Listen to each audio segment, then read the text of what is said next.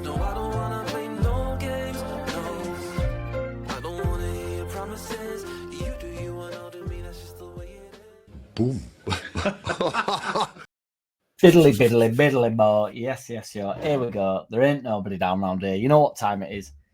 Get that badger. Whoa, he's putting up a bit of a... Let's go again. Putting up a bit of a struggle there, right, you badge? Getting a bit shy, mate. Get that badger. In and on and over here. We had to move back to get his greatness in. Clout Chaser's here. Clout Chaser's on. Clout Chaser's in and on and over here. Clock Watcher's watching. Blind Gate's now a thing of the past with it. 5,500 subscribers, guys. So every time I say that, it tends to be a few people that unsubscribe. So it then goes below that number. I think obviously people think it's banter in that, what's it called? That fella's, him and Andy Gray. I can't remember his name now off the top of my head. Richard Keys, where he goes, it was just banter. It was banter. So yeah, thank you to everybody that subscribed. Keep liking and subscribing. Appreciate every which one of you. I've got a few shout outs to do from the super chats last night. I'm aware that the clock watchers will be going wild as we're a minute 10 in and no Leeds talk. Shout out to MVG, Larry Stretch, 78 RPM, Mimi, Roller Blunt, JLUFC, Christopher Spofford Chapel, Drinks and Drives, Mark Newell, Mark Bradley, and Southey. Thank you very much, guys, for your super chats last night. I would also like to urge everybody to stick a white heart in the comment section, or go over to Twitter and tweet my man Ina. Go give him some love. Go give him the some white hearts. Smash him up with them, as many as you can. He deserves every which one of them. He's had a terrible couple of days. So my thoughts are truly with Ina. The bloke's a warrior, and it will be hurting at the moment. So if we could all go over to Twitter or just whack a white heart in the comments, I'm sure he would much appreciate the love. He deserves it. But quick shit vid. We're still 12th in league, guys. Now, granted, that is because we haven't played a game since I last said it, but we are holding strong in 20th and 20th. We are holding strong in 12th, and apparently you don't lose points even if you don't sign anybody on deadline day. So all the deadline day doom and gloomers, all the deadline day doomers can do one. All the deadline day doomers. We are still 12th, boys. And my man, Nedum Anuana, who I cannot say his name. So there's three reasons why I'm bringing him up. One, do you remember him? Two of these points are real points, like real reasons why I'm bringing him up. And one is just because it's a... So two actual points, one non-reason reason. The three reasons are that I'm mentioning, the two real reasons and then the non-reason. Do you remember him? He used to play for Man City. I always had him down as like a right back for some reason, but he's... I just looked him up on Transfer Market, and he's played most of his career at centre-back. He was centre-back of, a right centre-back, as everybody now, it's fashionable to say, but I seem to remember him at right-back all the time. But the third reason, which I'll not give the second reason yet, but the third reason is because I can't say his name. He's called Nedum Anuana. So you might not know, you might know who he is, but you don't have any idea on the basis that I can't say his name. But the number two reason, and the real reason why I'm mentioning him, is because he's all over Longstaff as well. If it is, to quote him, he thinks it's a sneaky bit of business, and he thinks it's gone underappreciated by many of the fan base. Don't know why he's discussing it, but I'm saying it now. Mark my words at this moment. I think he will end up undroppable for Leeds United. I think he'll be our most consistent player of the year, and certainly in the build-up to January, the big January where we can all lose his mind again over the transfers. We're going to need players like him to muck in, get down, get dirty, get on with it, get us some points, get us over the line in games, and he's going to be the man. Be him, Stack, and Ampadu, I believe, long term. If Stack's not, there's going to be moments where Stack's going to need a couple of games off, I believe. I think Longstaff is here for the season. I think he's right, ready, reasonable, and knows what he's doing at this level. Carragher was all over his performance against Newcastle as well. So where are you? Where's all my Longstaff haters? I got a bit panicky when he missed the pen. I didn't think he was great against Sheff Wednesday. It was a bit loose on the ball every now and again in pre-season.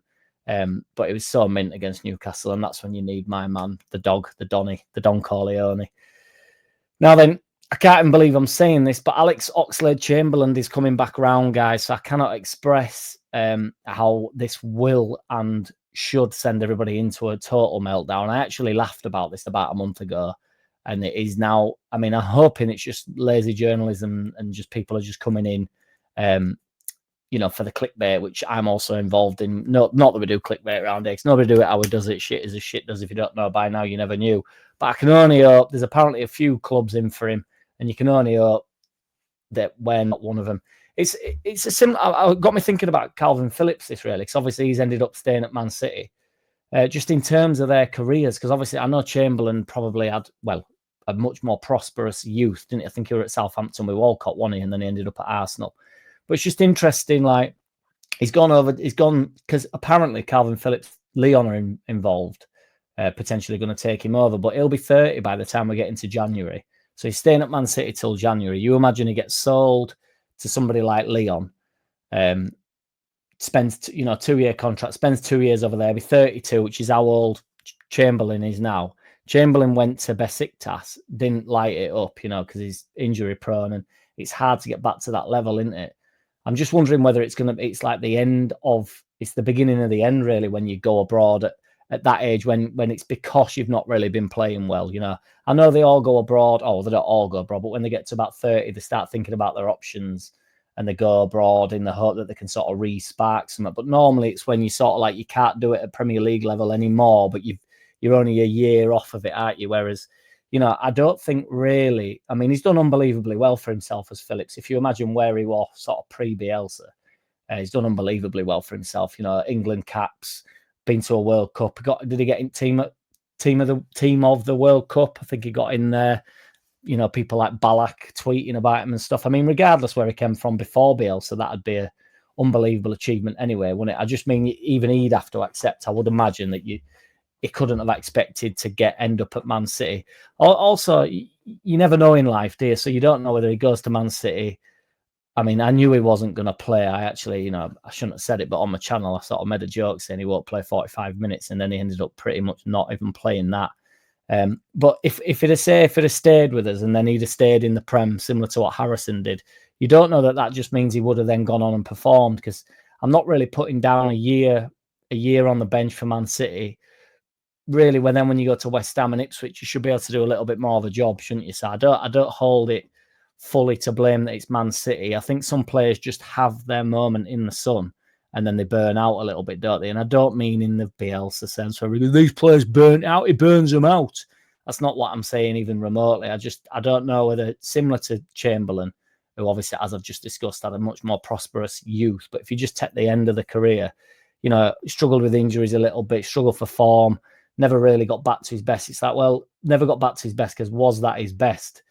Dele Alli in very different terms. You could think of loads of players. Michael Owen, unbelievable as a youngster. I know he still performed to a very high level even towards the end of his career, but he never hit the heights of what he was, did he? So it's hard to maintain any level really when once you've hit your peak. You don't know you're in your peak until you never miss a good thing till it's gone. The flow is so fluid, it's like drinking a song. So you never know if you've hit your peak until you're not at it anymore, don't you? So, like all in life, innit? Hasselbaink has been on. I spoke about Hasselbaink because he did an interview. I can't remember what it was on, but he seems to send the fan base into fury, which I do understand to some extent, because I remember my brother being extremely angry and the way that the club went about it. They did put full blame on him. Now, I kind of like him, to be honest. My point being as well, like, you don't know who's lying. So do you believe him? Is it even about believing him? Can he be thinking he's telling the truth while being selfish and getting things wrong? I can't really see why he'd be deliberately lying. Where does it get him? I believe he enjoyed his time at Leeds United, for instance. I don't think that's a lie. He got called Greedy Jimmy. Basically, his argument is he was asking for £30,000. He was very candid about the money that he asked for. He was very honest and open about it. He said he wanted £30,000 a week, by the way, which they said was double the amount of anybody. So he said, right. So then he was looking to come to a negotiation, but they were unwilling to engage, apparently. And then we ended up signing Viduka, who came in, and apparently he was on £40,000 a week. So let's bear in mind as well, this was in the Ridsdale days, who was so daft with the books, it's absolutely unbelievable. He ended up bum fucking us for best part of 20 years, didn't he? You could argue we still haven't fully recovered from that because it's much harder to compete in football now. However, that would also, you'd have to say that's the same as Phillips. Life don't work like that, does it? Maybe, doesn't really mean that we would have just hung on in the Prem, does it? And continued to develop without going for it. So you don't know. But my point with Hasselbaink is it's very complex, isn't it? And the player he's a very selfish man. I'm sure he is. You have to be as a centre forward, particularly. It was all about goals. One of his goal record was absolutely outrageous. And he did do it for Leeds. So, if he's asking for 30,000, he's probably at the time in the right ballpark. I mean, it was on underlap, and there was a few saying, like Ian Wright said, we won't have been on that and stuff. And, maybe he was a bit greedy or whatever, but you can still enter the negotiation with him, can't you? Apparently, he seems to think that David O'Leary didn't like him. And I think, as far as I'm aware, David O'Leary denies that. But my point being is it's hearsay, isn't it? We've currently got players like Ramazani, haven't we, who everybody's unwilling to accept that it's all Farke's fault. We believe the player nowadays, don't we, for some reason. But now, when he's been literally, he said he signed the contract to say that he was leaving because he wanted to move on if the club don't want to offer him a new contract. And then 5 minutes later, it was on Sky Sports News. So, we actively wanted rid of him as well. I just don't think it's as binary as we sort of make out most of the time. I know I've had a laugh about Ramazani, but there's a conflict between the two of them, haven't they? And we've all been rumbling about it ever since Godwell had, haven't we? Ever since he got here, Ramazani. So I don't know why I always end up talking about Ramazani in these scenarios, but it's a similar thing. It's just like if you don't fancy it, if he's fallen out with Farke, then Farke's fallen out with him. It's like these things happen, don't they? There's two sides to every story, isn't there? Twice. There is two sides though, so you just never know. Like, why is Hasselbaink lying? I believe he enjoyed his time at Leeds. He was banging goals in. Why wouldn't he enjoy it? He ended up going to Atletico Madrid and got a ton of goals, and they got relegated, which is mad. That's why I ended up at Chelsea. But the whole thing was because we wouldn't sell him to a Premier League side, and the whole narrative was that he wanted to go to Chelsea. He just wanted to go to Chelsea. He just wanted out of the club, and then we wouldn't sell him. So he went to Madrid and then got his move to Chelsea. That's the narrative that was sort of build greedy Jimmy's back. But in reality, they got relegated. Well, I didn't know that. So, I was a young buck at the time. I thought they'd just gone to Madrid, done a season there, and then got his dream move to Chelsea, but they got relegated. So you don't know he wouldn't have stayed over there. And from on underlap, from how he took it, he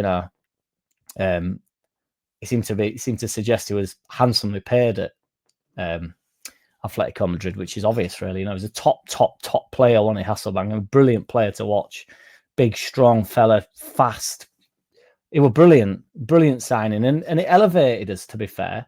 So I don't know. We've got a checkered history, haven't we, with players like, and I think the passion has gone a little bit in terms of like, I think people have wised up to pissing and whinging every time a player leaves the club. I don't think there's any need for us to go as aggressive anymore. I think we've calmed down generally as a fan base, and as just football's become more a money thing, hasn't it? And there's no loyalty anywhere. Like Roy Keane says, if you want loyalty, get a dog.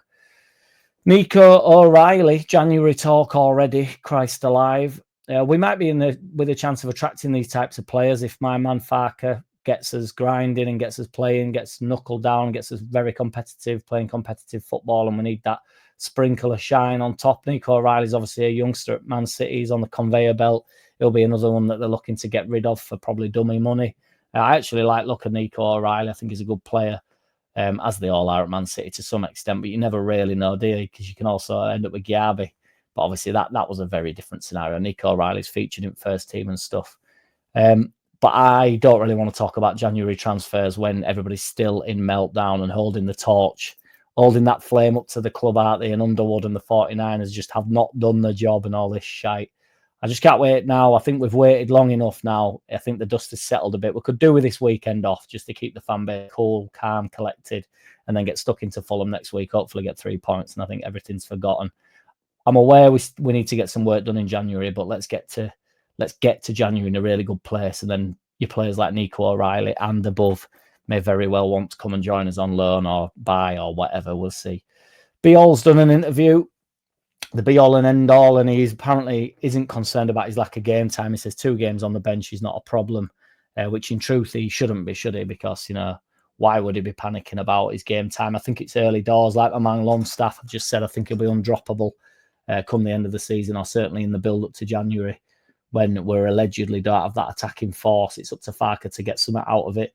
Bijol will end up featuring significantly more. Injuries happen. I say it all the time, but these things tend to work themselves out, don't they? If you're trying to get a player into the side, normally somebody picks up an injury. Like Longstaff's now going to be the mainstay when you imagine Tanaka being out injured, Ampadu out injured, Longstaff ends up being the man, and then you've got to get the position back off him. If Struijk is injured, gets injured, or Rodon can't get back for Fulham, obviously Bijol comes straight in, doesn't he? Then they have to get the position back off him. So it's up to player performance. It's a long old season. I'm here for it. I'm up for it. I love every which one of you. Like, comment, subscribe.